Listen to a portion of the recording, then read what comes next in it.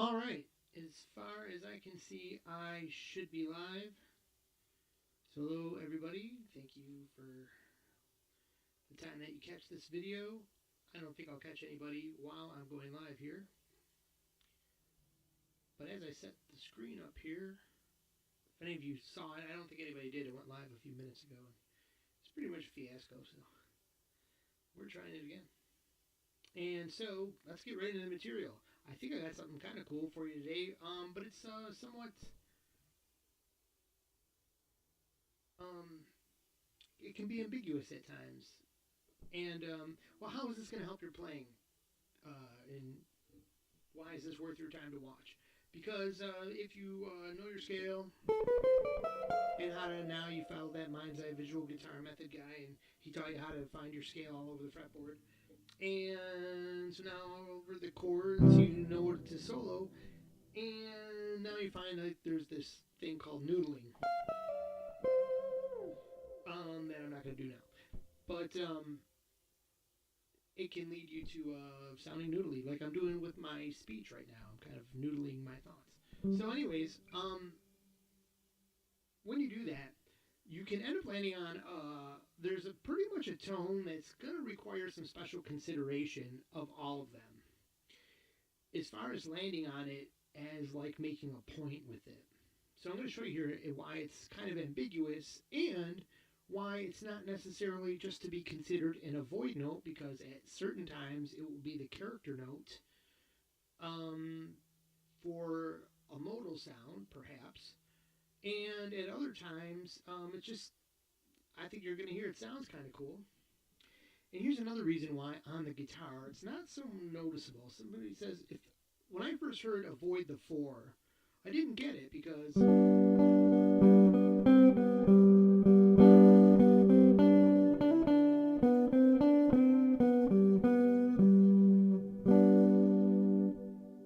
sounds cool to me. I don't know, get riff around with that.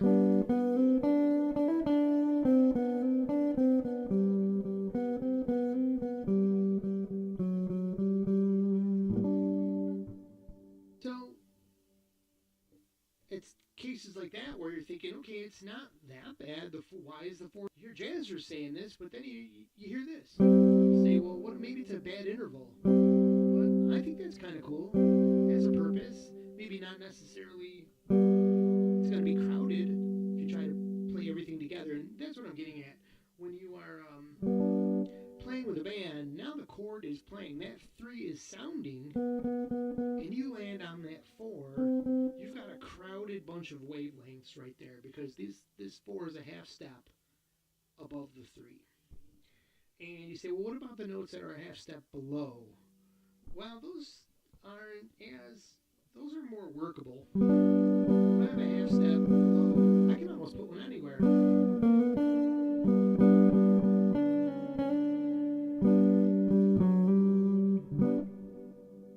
A lot more excusable, especially if you work them into the.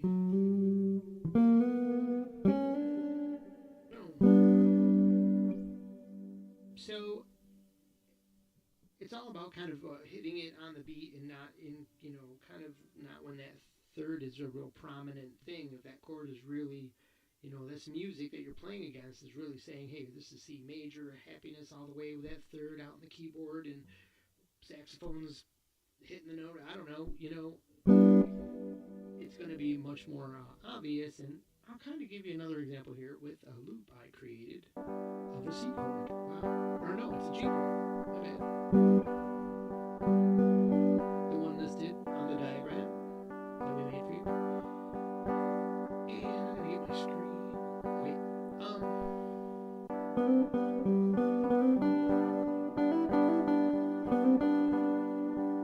Brace it.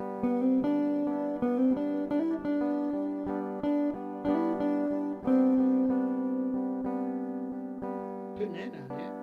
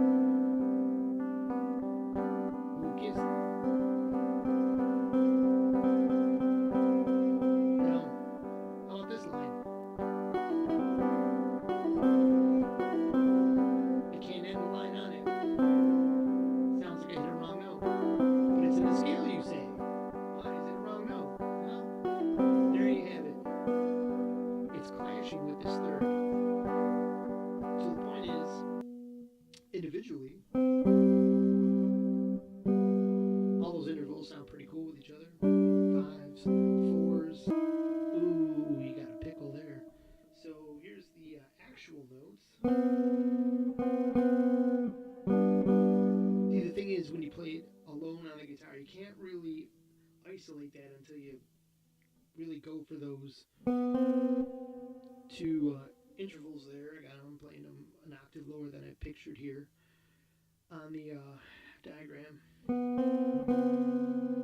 Ugly. Ooh. That's a special kind of music there. So, anyways.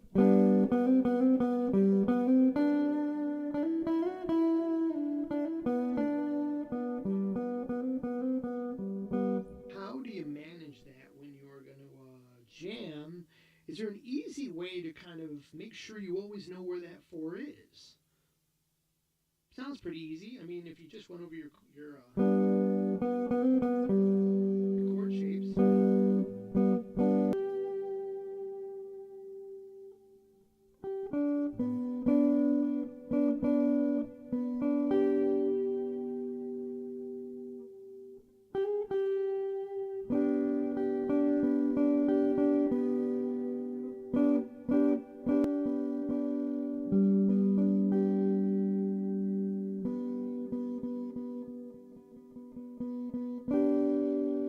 Seem to have a brain fart happening. But anyways.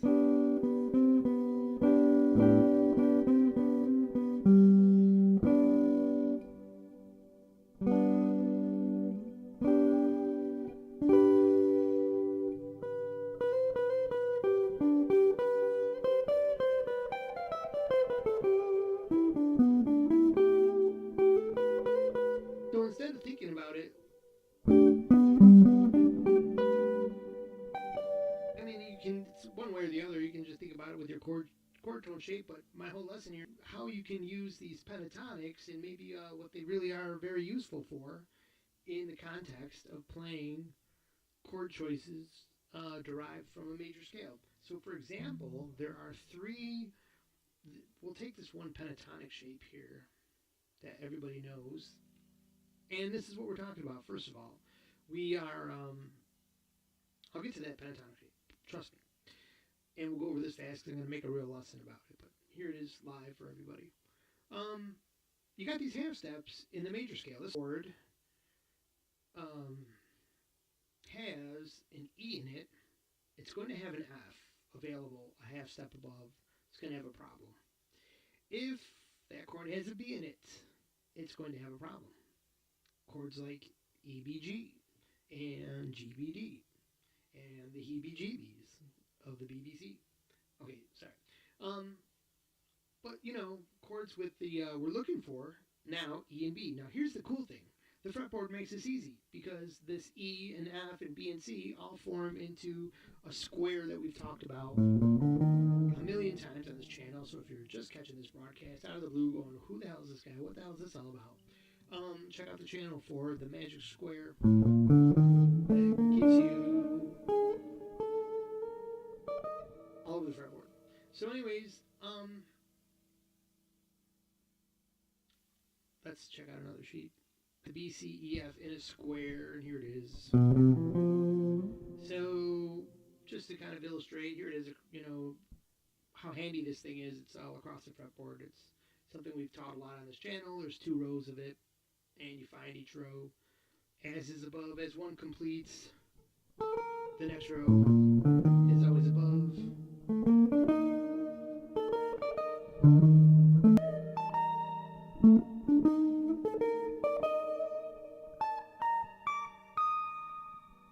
Oh, okay.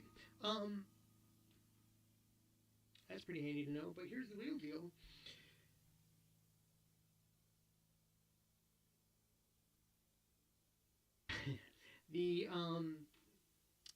You can picture the square like this today. The B, E, E, F, G. Sorry, my brain is, and I'm trying to give a serious lesson here. I don't know. It's been a long day. So, B, C, E, F here. We're going to want to find chords with B and E. So here they are listed from bottom to top. I don't know why I did that, but C, E, G, A, C, E, D, E, T, F, A, F, A, C. And if you want to know all these chord names quick. Learn a chord alphabet if you're just as a helpful tip. AC the chords A C E C E G E G B and on and on. So helpful to learn the first 7 letters just like that. Now um, you'll notice that I've grouped these chords in a little group here. The 1 and the 6 on the same row here. They work as a pair. And they're both located in a standard pentatonic scale. So, for example, A minor, C E, with C major. Terrible fingering. I didn't want to stretch all that out, but that's it. Horrible G-shaped chord, but still handy. Just play it like this. C chord. Now E and a G C now. Crazy. Anyways, we're on to C. A minor. Natural major, natural minor. So look what's next. The D and the F, the brighter of the minor, the brighter of the major.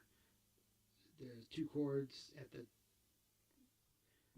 low E string notes of the pentatonic, major, minor, and major. And so I know it just confuses some beginners, but so bear with us here. I think you'll find something useful here. Anyways, having terrible brain issues because I'm live and I haven't prepared anything to say. Just jumping in here from being busy. By the way, if people come back home, I'm just going to stop the broadcast. So let me continue on. We've got 3 and the 5 as a kind of a pair here. So that represents the 3 pentatonic scales. You can get the 1 and the 6. I can get the 2 and the 4 chord.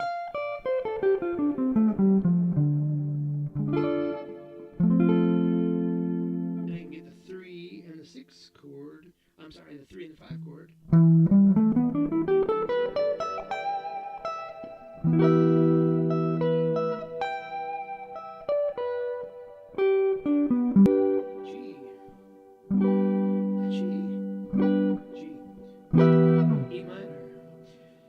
So, these 3 pentatonics give you access to all the chords with these 2 shape ideas within that pentatonic. Now, let's find out which one of these chords we got to worry about here. So, using the E, we find a C chord. It's problematic. An A chord can be problematic, or at least has an F that you want to control.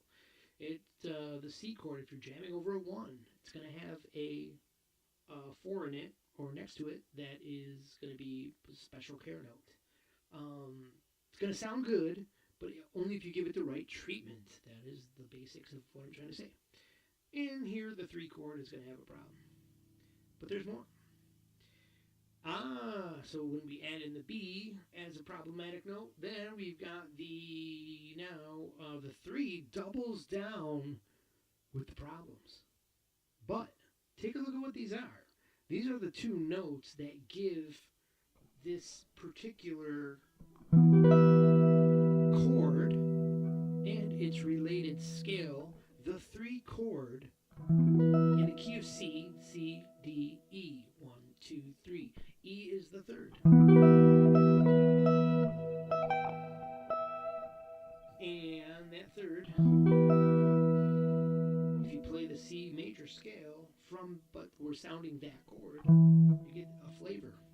That flavor has a name, and it's Oscar.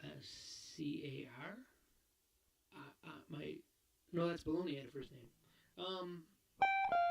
Phrygian, my favorite. You got it in the Phrygian.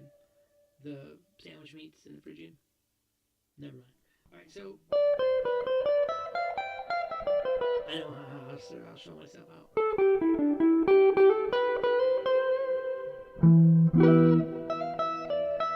That's that character. Flat 2. As you can see,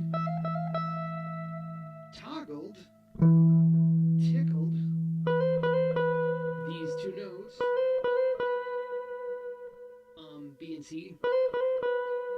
the 5 and the sharp 5, and the 1 and the flat 2 are the character notes of this particular sounding mode called Phrygian.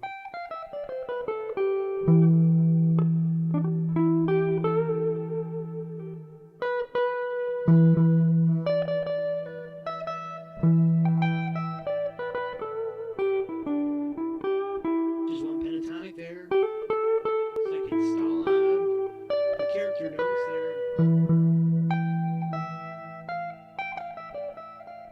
But you can see that if you didn't want that character there, you would definitely want to avoid those 2 notes. So you could just go pentatonic right there. So what to do is look at these minor chords, okay? So we have A is the minor. I didn't write that here. Just leave that for you to know or get used to knowing if you're new. It doesn't take too long for the stuff all sinks in. It did for me. I remember when I didn't understand it and I was like, oh, the major minor, how do they get this right? Check out my lessons. A lot of other people explain it. It's not really hard. You'll get it eventually. Just trust the people who say, yeah, look, it seems like what in the heck at first, and then all of a sudden you go, oh, okay, it's major, minor, minor, major, blah, blah, blah. Okay. For the 1, 2, 3, 4, and you get all the numbers and everything corresponding. It's the 6 really ideas until you get to the last one, which is this weird diminished that you'll eventually begin to work with when you feel like you got everything else figured out. All right. So, could you be like, hey, I did rock. I want to do jazz. Okay. So this G is gonna have the C. Can we get control of these notes now? Yeah, it's pretty easy. So we just basically told you it's the pentatonic scales. We can see here, we do want to consider these 2 parts of the pentatonic. I always visualize it like this. There's this inside, and now I'm calling this the confound. And the control note always hangs on the outside. For the most part, if you place these like I'm going to show you, then your control notes will always. It fits in 3 spaces. As we talked about, here's the pair. You get the 6 chord from starting from this root, the A in the key of C. It's the A minor chord you can fit in there, and the 1 you can get the C major chord. So we got A and C is listed here on the diagram. You can to get an idea what's going on here. So we move it up here. Look at that, the same pentatonic shape. By the way, what we're talking about here. I'll try to get in the video camera here. All right, where are we? So I don't know. I'm up on the 7th fret with the.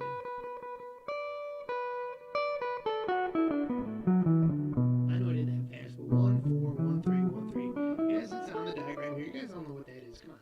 So, anyways, yeah, well, this is the second place you can. I don't know if you've never seen this before. This might be an eye opener. A lot of people will probably figure this out by now. If you know your scale, you know this pentatonic fits in 3 places, but you have never really thought of a use for it. Kind of a handy use for it. Just a strange anomaly until we point out something like this. So here we are here with the 3rd one. It overlaps. I have to make an adjustment to my screen so I can further serve you the rest of the papers. 4 sheets left. Here we are down here. We just were talking about that Aeolian. Phrygian. So let's go back to that first shape then and see what we can do. So right there, as you see, we've got, just for illustration purposes, all these note names are in there, and we can see that F is the one we don't want. And how are we going to figure this out? Well, if you play a pentatonic scale, if I got the A chord happening or the C chord happening, I'm going to use this pentatonic box right here because I can basically whip around over the whole thing and not hit a bad note. Let's see how it works over my, oh, that's a G chord. So that should put it up. I'll do a little test here. Let me go up on, what would I do with the G chord? There's 2 places I could do it. I could do it as G major, but we'll just do it here. Okay.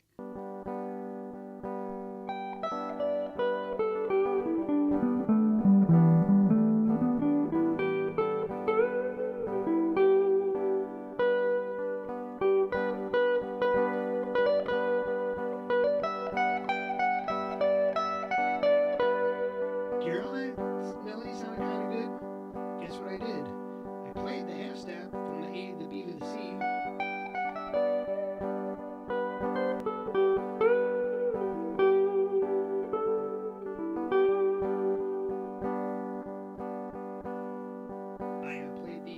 actually, I played the half step from the F sharp to the G. I was looking at my diagram here, but remember, I recorded this little loop for this program here today.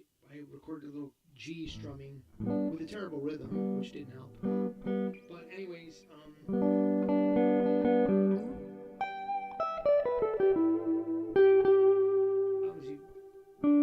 bring your lines back to one of these chord tones,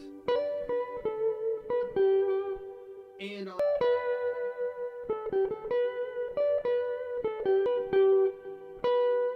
here it comes.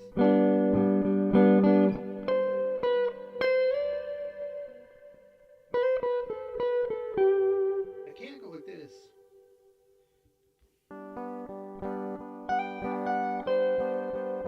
Well, it's kind of cool to build some tension.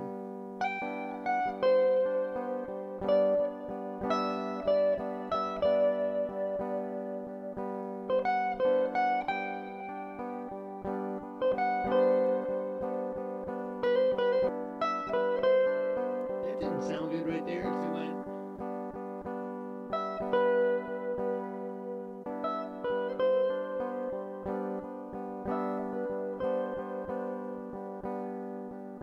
So my line wasn't planned. There was no sense in there. I went from what is that? A flat six. I started on a non-chord tone, which didn't really sound like a great starting point. And then what did we get to there? We went to the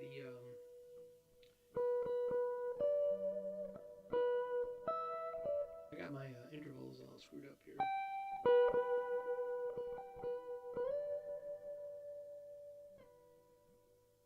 Three and brain stall. So I went to a chord tone and then stepped off of it onto the four while that three was playing. And you can do lines like that when you're just going, hey, it's the scale. These little rhythmic and geometric things sound cool sometimes when I go B, C, G.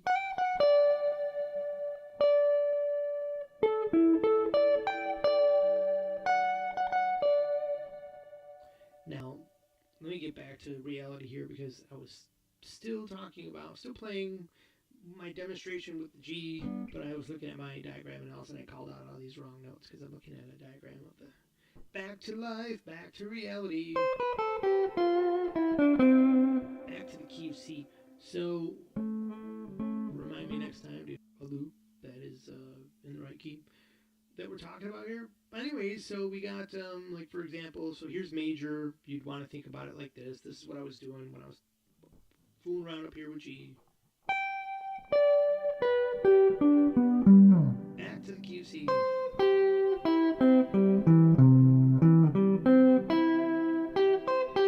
Those are all the green notes. Here's some yellow notes. Here's the 6 and the 7. Here's the 3, 5. There we go. Some stepped right into back into 1. See how if you just think about 6, 2, 5, 6, 2, 1, 5, 2, 3, 5, 1. There's a 7 sliding into that 1. Still haven't hit that red note yet. So you're almost playing hexatonically. By the way, when you play like this is what I wanted to say earlier. Have you ever heard, such and such great guitarist, he's doing a hexatonic scale, and you're like, wonder why would they do that? That could very well be your answer.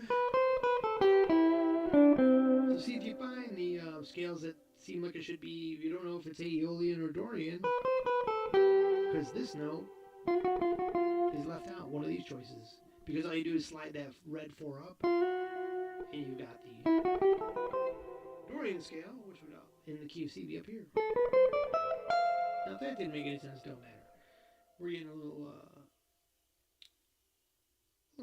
off in the weeds there, but then now back in the chord chart there where we discovered which chords have the I don't know if you noticed this, but when we discovered all these chords that have these careful red tone in it, the careful red tone, Um, the 2 and the 4 don't have it. So with the 2 and the 4, you kind of don't have to worry about it. You can just kind of play anything, which is kind of the reason why Lydian and Dorian kind of sound so free or just lighter and more less tension than the other two scales, the medium scale, natural major, natural minor right in the middle, and Phrygian and Mixolydian on the darker side of major and minor. So,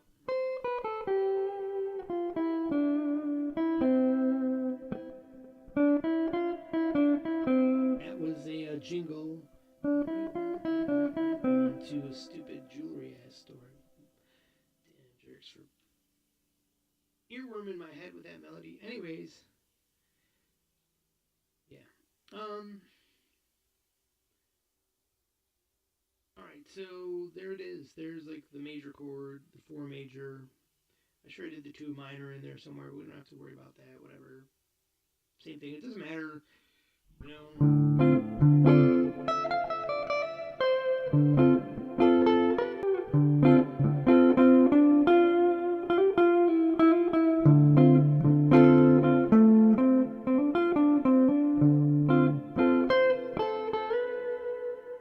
There's that 4. But this 4. That's a 6. Not bad.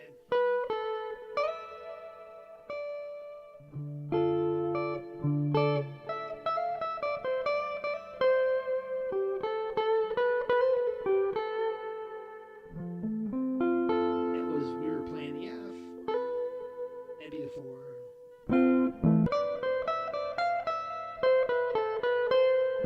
So you can see that this directly translates to modal thinking. If you know how to translate it all good, if you're still new and all this modal still sounds like some pretty heady stuff, don't worry about it. You'll get it, and they're useful to a point, um, as it is anyways. Um, so now back to where we were in the beginning. The 2 red notes of Phrygian, and this is kind of a good one to end on because you could see in these where you needed to take control. Let me show you this. Like here's the G. When we're back, there's basically now you've realized a couple simple things here. It's always the left side of this square. Wherever you're navigating this square and all these, whenever you turn a pentatonic into the right scale, it's always square. Always has the, this iffy note in the top corner. So that being said, it's basically it's in the Phrygian scale over the G. And G is the 5. The big important of a major scale. And there's your avoid note. Using this scale, it's in control. You've got the pentatonic. You can't hit a bit wrong note per se. I mean, you still got 2s and 6s in there, but as we heard earlier, they work as decent steps or lands or whatever. Although, trying to make a conscious effort to bring lines home instead of going, that's all right, but that's for minor. This is resolved.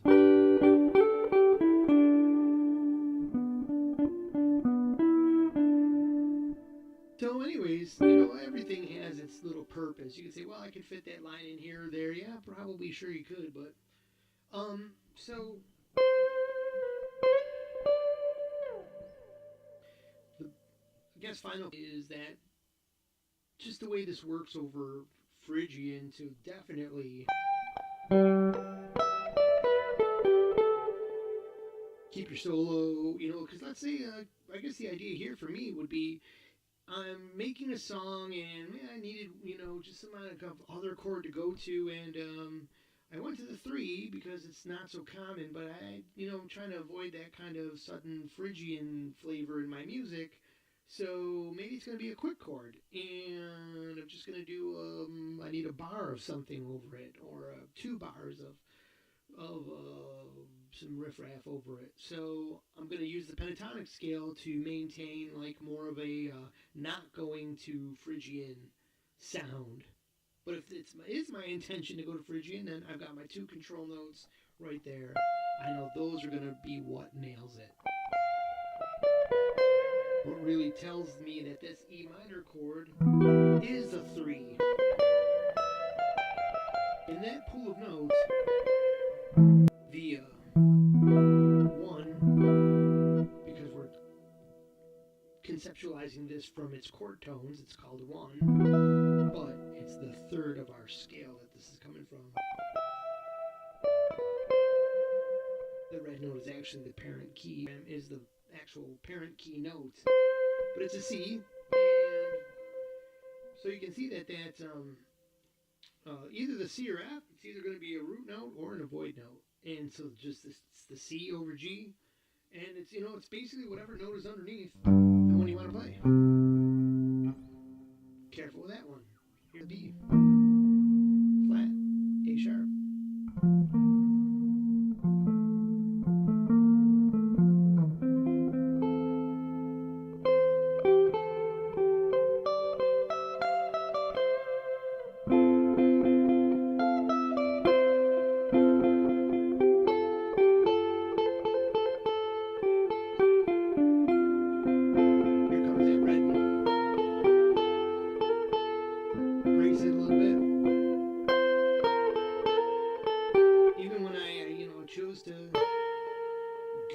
For a second, but it's part of a away then back home.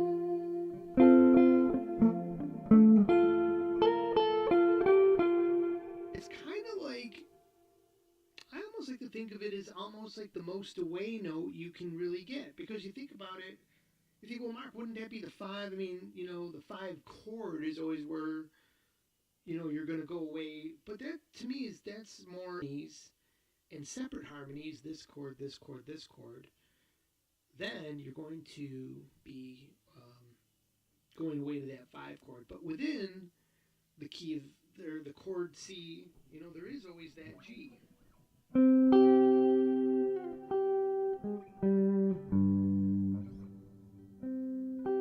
So that's kind of always that's a chord tone.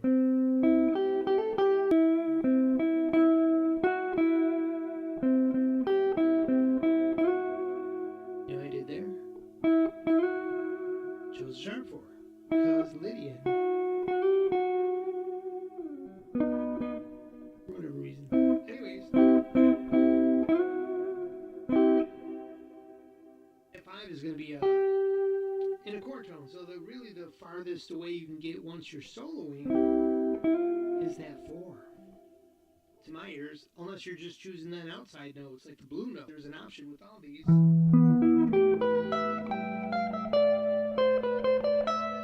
Phrygian.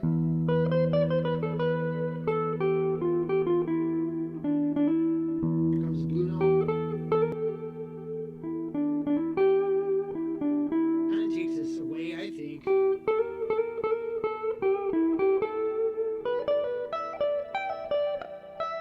It's me just staying pentatonic so I can vibe with that blue note trick, but it doesn't,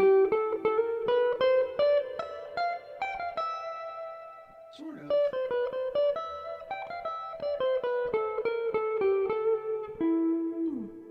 I don't think it goes well with the blue note to be also playing Phrygian games in there. Alright, so I'm going to leave you guys with that, somewhat confusing, but somewhat, I think, eye-opening lesson about not avoiding them. So now you do have legitimate reason to play your O scale. You just know what's going on. It's not an avoid note. It's like, hey, that's pretty much your strongest outside tone is kind of that 4 because of its frequency clash. So everything else is going to have play nicer in frequencies. If you could see these on waves, the waves look more congruent with each other when they're not clustered like this. You're actually a messy looking wavelength. If that makes any sense. Um. So, anyways, all right.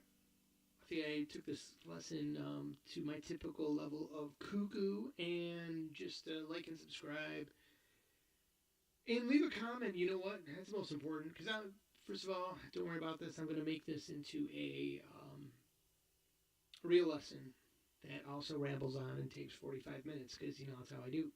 But until then, you got this to at least keep you going for this week. So, because I had the moment to do it. So we'll see how the broadcast went. If this is even broadcasting, I don't really know if it is, because that's how the internet works. All right, but because I did it all through this OBS software, which now broadcast well, and suddenly got smart about how to do it, and a good deal, but I haven't totally tested out how it works. So from the Google point of view, it looked a little wonky. All right, thank you for watching. I won't waste your time anymore rambling. Thank you. Bye.